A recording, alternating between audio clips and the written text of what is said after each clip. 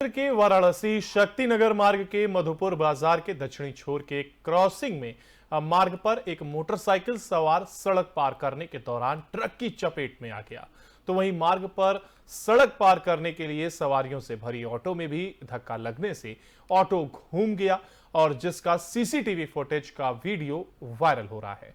Motorcycle सवार व्यक्ति को हल्की चोट लगी है, जबकि ऑटो में धक्का लगने से बताया जा रहा है कि उसमें सवार लोगों को कुछ चोट आई है। पीडब्ल्यूडी विभाग की लापरवाही सामने आ रही है, जहां सड़क पार करने के लिए क्रॉसिंग तो बना, लेकिन कोई सांकेतिक चिन्ह न होने के कारण सड़क पार करने के दौरान इस तरह के छोटे बड़े हादसे सामने आते रहते हैं।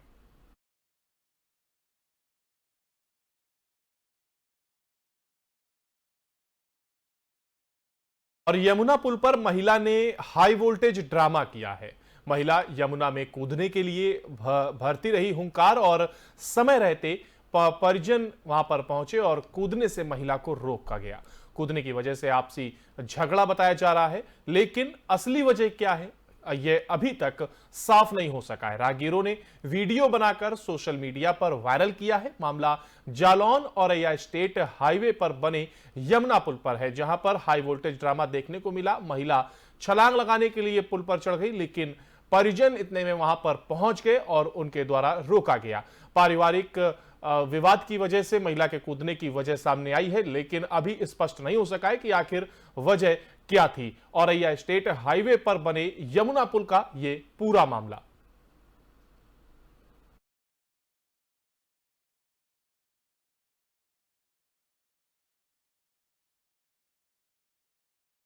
और बुलंदशहर के कोतवाली नगर के डीएवी कॉलेज के पास ट्रैक्टर ट्रॉली से बाइक सवार दो होमगार्ड की जोरदार भिड़ंत हो गई।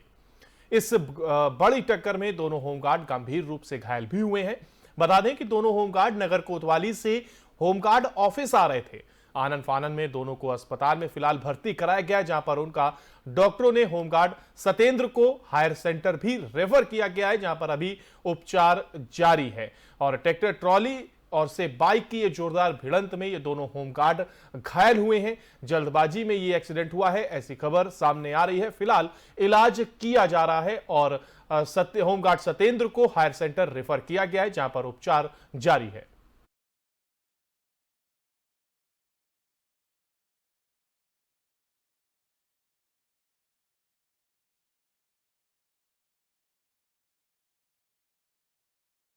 और मिर्जापुर में जिला कचहरी के चैम्बर में गोली चलने से अफरा तफरी मच गई।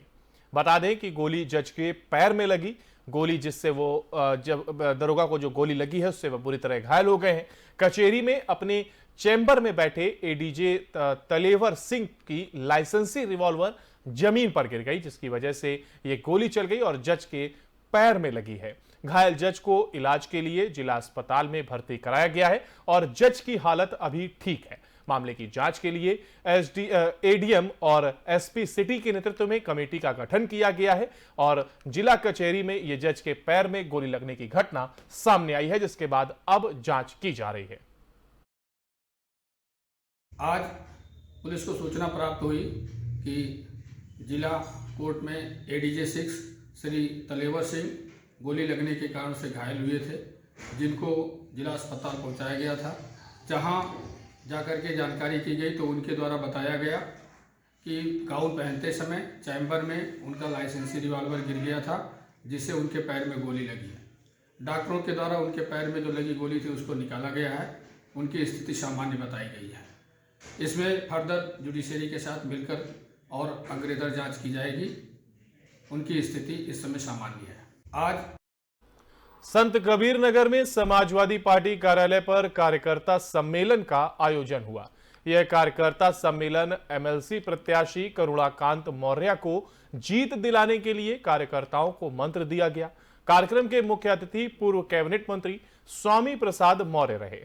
उन्होंने बड़ा बयान देते हुए कहा कि आज पढ़ा लिखा नौजवान इस सबसे ज्यादा इस सरकार में बेरोजगारी का दंश झेल रहा है। पढ़े लिखे नौजवान ही इस मतदाता सूची में मतदाता होते हैं, स्नातक होते हैं और क्षेत्र के मतदाता पढ़े लिखे नौजवान होते हैं, जिनको इस सरकार ने ठगा है, जिनकी नौकरी छीनी है। सरकारी विभागों को बेचकर हमेशा से इनको नौकरी से बेदखल करने का सरकार ने नाकामयाब कोशिश की है। स्वाभाविक रूप से उनका गुस्सा इसमें भारतीय जनता पार्टी को सबक सिखाने के लिए और समाजवादी पार्टी को जिताने के लिए काम करेगा। उन्होंने कहा कि जिस तरीके से राष्ट्रीय स्तर पर अध्यक्ष की जिम्मेदारी उनको मिली है, खेल को बढ़ावा देने के लिए, कुश्ती को बढ़ावा देने के लिए, लेकिन दुर्भाग्य है कि तमाम महिला खिलाड़ियों ने यौन शोषण का आरोप लगाया है और यह बहुत ही गंभीर आरोप है। इस घटना को सच मानते हुए सरकार को तत्काल इस पर कार्रवाई करनी चाहिए और महिला खिलाड़ियों को न्याय दिलाना चाहिए। अभी मैनपुरी लोकसभा में भी बैलेट पर चुनाव नहीं हुआ। आपको मालूम होना चाहिए कि अभी 2 महीने पहले जो आम चुनाव और उपचुनाव हुए भाजपा के खिलाफ जनादेश गया। 2024 का लोकसभा का चुनाव भाजपा की विदाई का चुनाव हो, इसलिए अब मतदाता अपने वोटरों की रक्षा के लिए हर प्रकार की चुनौतियों का सामना करेगा और भाजपा को धूल चटाएगा।